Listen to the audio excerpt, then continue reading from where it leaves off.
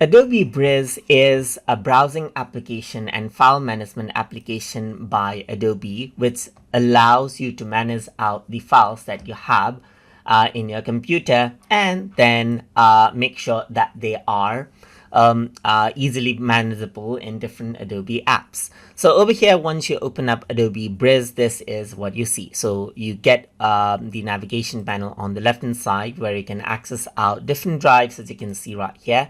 And I can simply go around and use this as any other explorer, but it has more control over controlling multimedia content. And as I click, you can see the image previews right here and all of the details over here on the right hand side.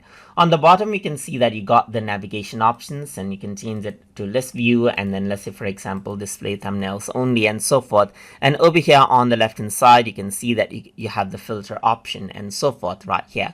On the top, you see the address, and over here on the right hand side, you can see that there are different options like publish options and so forth. So there are different sort of options that allows you to control out how these files can be managed. And over here, you also have an area to type in the address.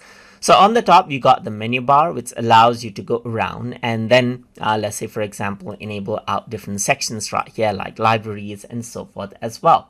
And this is the overall Adobe Bridge interface. And throughout this course, we're going to explore how we can utilize Adobe Bridge in order to go around and manage our multimedia files, and also manage how